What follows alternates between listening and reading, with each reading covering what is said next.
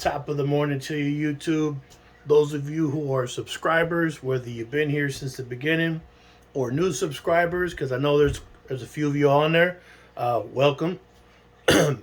Some of the subscribers, old or new, are part of this narrative, and some of them they'll be interviewed here on this channel to reinforce the narrative and the premise that I seek to send out there to push forward, and the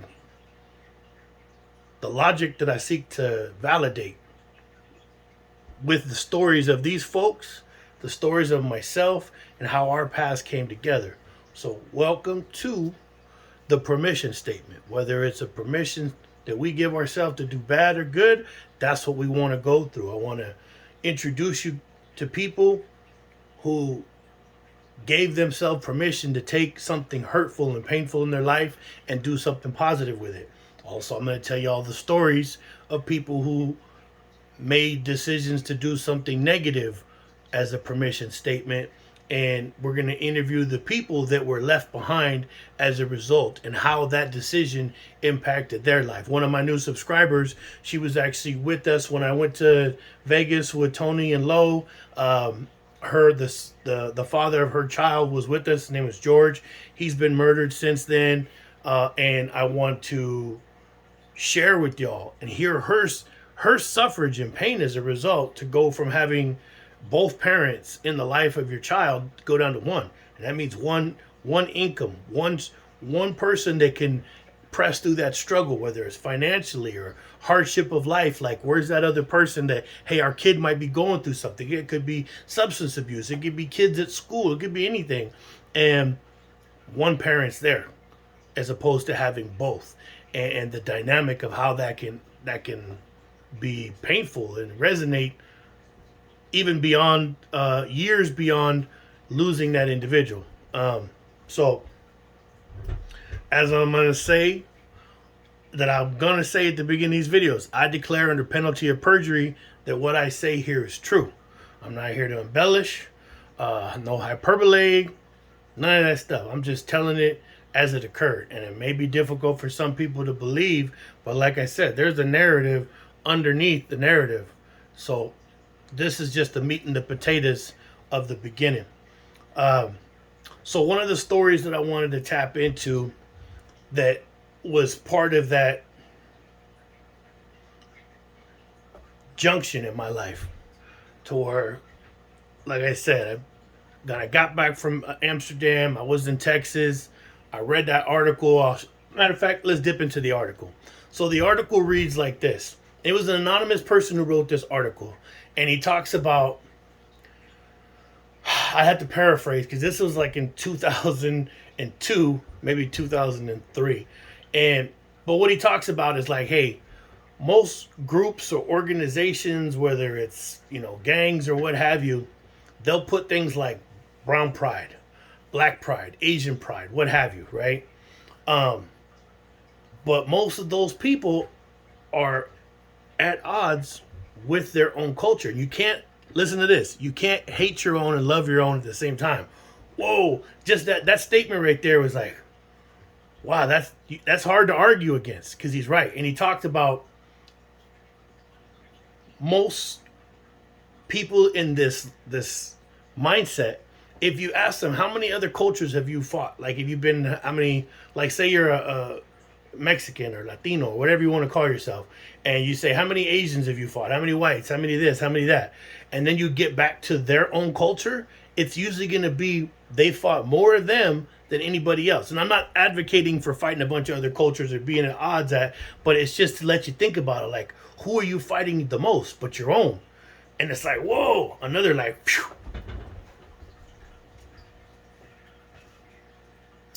Message, right?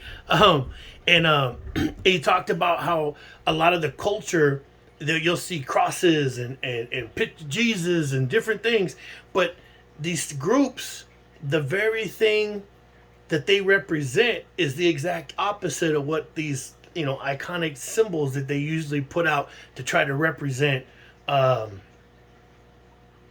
self-destructiveness.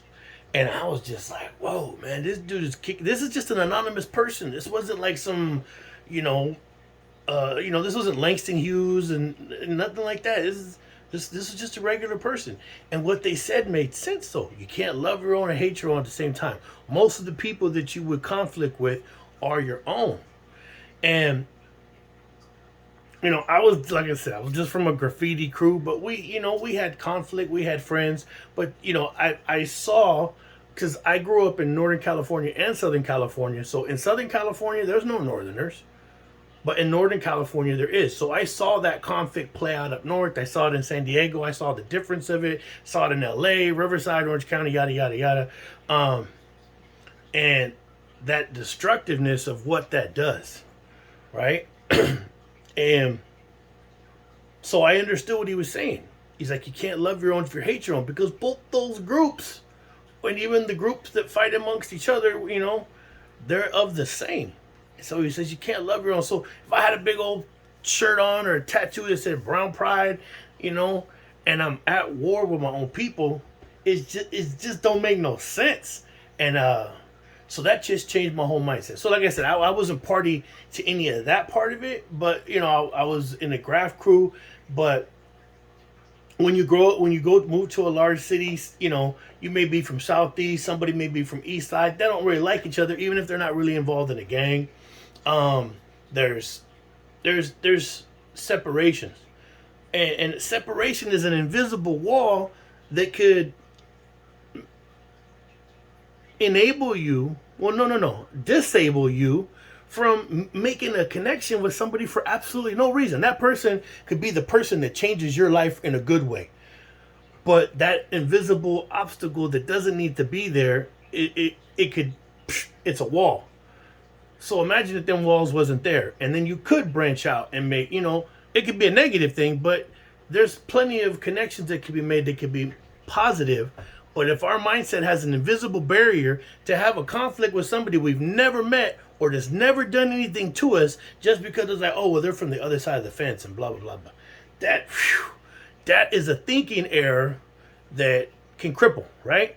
That disables networking that can improve not just an individual, but a culture. So you got the micro and the macro, within your own home, within just you, within your own home, could be within your street, could be within your neighborhood, could be within your city, so your state and your country and so on and so on, right? So that reading that article just cleared up for me. But I was where I was at, so I had to finish up what I had to finish up. Then I came home and I was like, hey, yeah, no, my mind is free. It's free. So like I said, I just work construction and mind my business, but I maintain relationships with those friends. And one day I was at a barbecue with those friends, met this dude, his name was Carlos. I think he was 20 years old. Young kid. He had two small children. And he was a cool dude. And then I met him again at another barbecue through these mutual friends, right? And one day I'm underground. I was working for TC Construction out in Otay Lakes, building all that stuff that's now like under PF Chang's. I was part of the people who built all the underground, stuff for TC Construction, reclaimed water, sewage, storm drain, all that stuff. I was building an encasement. I was down under doing the rebar for the encasement, and I got a phone call from the dude who we don't see eye to eye no more, even though we used to be like that, right? And he told me, hey, do you remember that dude? They found him dead in his car. He was killed. And they shot him 3 times and left him in his own vehicle. And I didn't even really know the dude that well. But the impression that he gave me was that he was a good dude and he was a family man. And so I wept. I was in tears, like, hey, man, this is tragic, yada, yada. And then I finished out my day, and then I went home, and I went to go meet up with everybody. Okay, so what are we going to do to help the family? And who did this? Does anybody know? And we'll, prepare for the funeral. So they did the viewing in Chula Vista, and I showed up at the viewing to pay my respects and the family, and it was full. It was full house, and seeing him up at the front, 20 years old, dead in the casket, murdered. And his kids were running around. Little kids running around the place. They were just playing. running in front of the casket, had no idea that that was their father in that casket. They were oblivious to it. You could tell because, and I mean, I guess that would be a good thing because you wouldn't want them to understand that, hey, that's dad right there. But seeing that, the little children oblivious that that's their father murdered in that damn casket right there was a trip. So then there's the burial. And on the burial day, same thing. All kinds of people show up, right? And we're all there, and they do the speeches and they do everything. And as they're lowering his body into the ground, his grandmother was standing near the edge, and she was singing in Spanish up to the sky. She was crying. She passed out and almost fell in as they were lowering down his casket, man. And that right there, that scene, I was in tears. And it was relayed to me that more than likely who killed him was there at that funeral. His own friends. And I don't know why he was killed to this day. I don't know. I don't know if he owed money or what happened. But he was 20 years old and he had children. And that's what stuck with me. And seeing his grandmother singing that song. And that wasn't the only time that I lived through that experience. Same thing happened when Brother Adrian, who's here, Adrian's a good friend. He's was 0311. He's a Marine infantryman and an Army infantryman. He was with Michael on this day when they were ambushed by the Taliban. They stayed out in the open, exposed to enemy fire, and continued sending out mortar rounds. I'll read that right there for you, so that their brothers could get out of the kill box. And so they were the Archon of Valor on this day. But they came back months later, and they were successful at killing my brother. And Adrian was there that day and held my brother till he took his last breath. And then he was tasked with bringing Michael's body home. And I was in Riverside, myself and Omar and the family and everybody. And we were there at the tarmac in Riverside. And the same thing. As Michael's body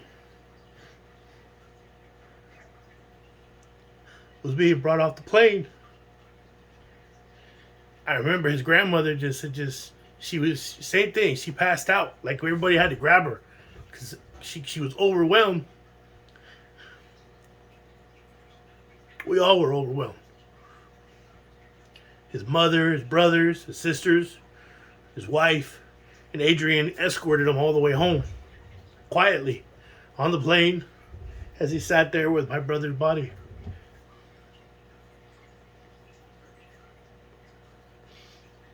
And when he got off the plane, as stoic of an individual as he was, he finally succumbed to the pain. And we were all there. And I remember Grandma, his grandmother. When I say brother, I mean brother, Army brother. So seeing his grandmother pass out just like I saw Carlos's grandmother, it's hard to see that kind of pain. I'll never forget it. Those days were hard. So I understand the pain, even though this happened after the fact of what happened to Carlos's family. And that changed me. I was tired of watching, and me and my brother and my brothers that are here, Brother Adrian, I mean, we get on a helicopter and we'll come get you. That was our job. Like, we would deploy. People were out killing people. The Albanians were retaliating against the Serbs, and they were out there murdering people. And we go get them. We put on the NVGs.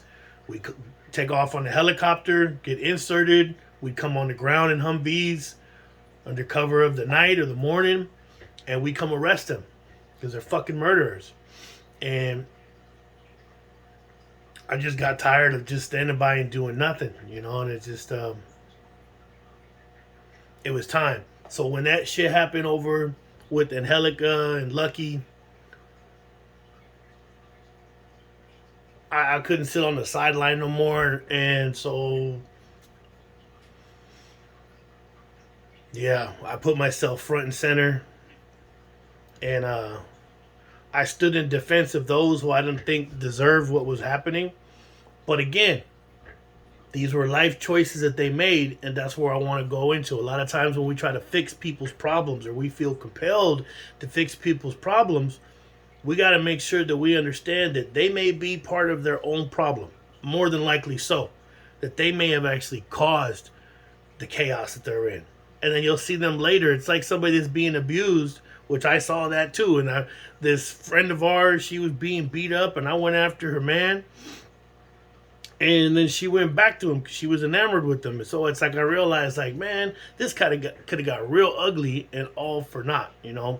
So it was around that time too that I started realizing that that sometimes you just gotta let people's path play out the way it has to be. And when stuff was happening down there was stuff going on in Northern California, and I was able to get a team and deploy. And same thing, stepped out there and put myself front and center and did what I do. I mean, and that had resonating consequences as well. Same thing. There was multiple parties. There was bad things happening to people who had nothing to do with it. Then there was the people that brought upon this chaos and this mayhem for everybody else. But yet you're going to go protect the people who have no hand in it. But the real person who caused it is somebody that's part of that. And, you know, that's important to identify those thinking errors, because it's like, you know, things can go left real quick. And that can completely mess up your path. So I'm at this point now where if people need help, cool, fair enough. Those of you who know me, I've opened my door, my home. But as I have very low tolerance for if I see behavior that's part of how they got there to where they may need the help, I'm just like, yeah, go on. Woo, get the fuck on. You're not ready yet. Because when you're ready, you're hungry, and you're right. And that homeless shelter that I showed you guys, when I showed up there, I was ready. I left Las Vegas. Shout out to Perla Huerta, to Mikey Sanders, and to Emilio Valverde. They were the ones looking out for me in Las Vegas and North Las Vegas. And then I got a ride to Delano. And that's when I bumped. One of the people I want to interview on here is Gabelo Rivera. He found his grandmother choking on her own vomit from her battle with alcoholism, and we all used to live together. This is that family that really adopted me, as when not adopted, but like took me in San Diego. The Rivera family that taught me how to just be a man by being a man, not just like, oh, I got a gun or this or that shit. You know, I mean, you have to be able to stand, whether it's you against three or you against just one individual. They taught me how to stand tall, and this was just a little kid, and he found his grandmother in this condition. And when I stopped in Delano, he told me the story, and he was in cadet school because he says, you know what I experienced, what I saw my grandma go through, I want to make sure nobody else does, or if they do, that I could be there to help them. And that was his permission statement for being in the police academy as this young man. And I was like, wow, man, that's awesome. Then he joins the military. He's out there doing well right now. So I really want to interview him. I'll bring him in here and he can tell the story. But his permission statement as just a little kid was to take that life experience and use it as a drive force to do something positive. And owns a home. He's served the military, did his time. He's out there working for Penske, doing good things, brought his father into the mix. They're doing wonderful out there. So I definitely want to share those stories with y'all. But the permission statement, it goes both ways. We can either give ourselves permission to do something foolish, or we can give ourselves permission to do something wonderful. And that's the challenge. But I got to get to work. I got to pay the bills. Those of you who are here, I'm at like 8,000 views right now. You know, I'm shooting for 100,000 views. I'm not here for profit. You know, I'm sure if that comes along down the way, that's one thing. But I'm here. This is cathartic for me. This is therapeutic.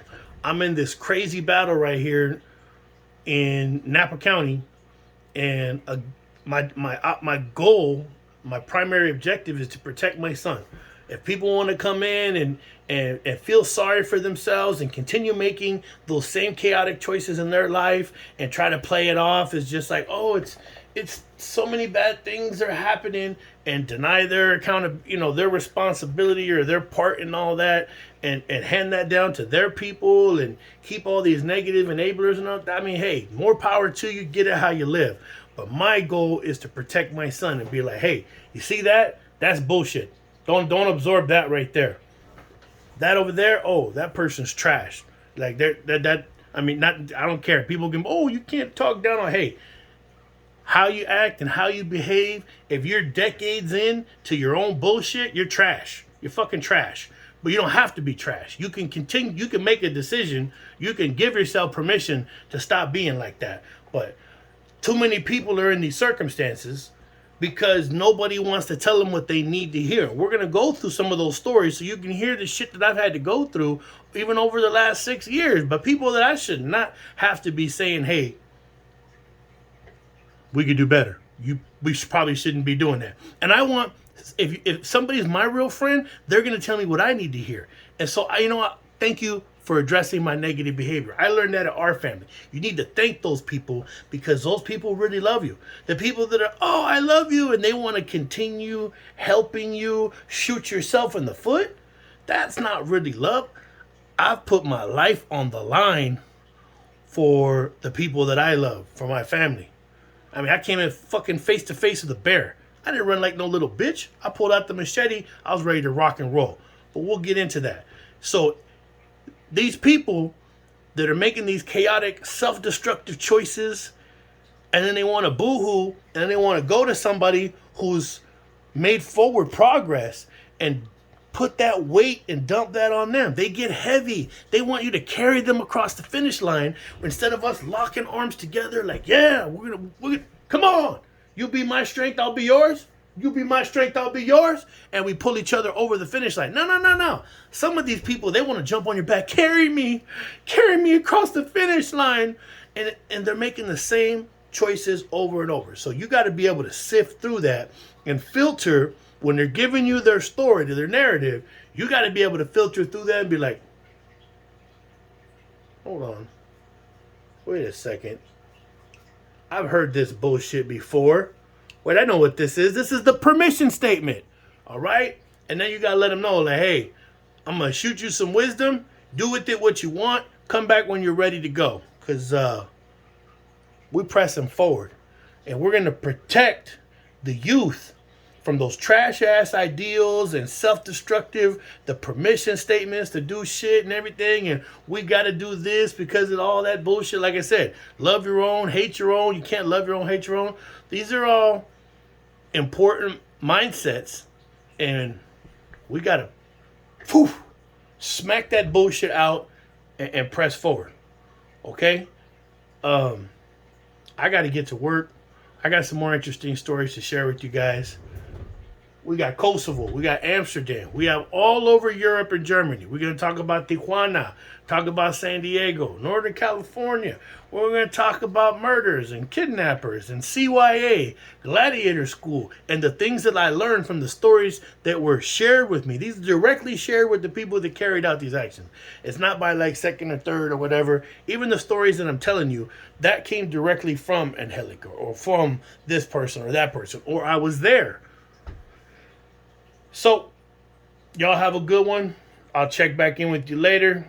Thank you for liking and subscribing and sharing my video. I just got notification. Like I said, I'm at 8,000.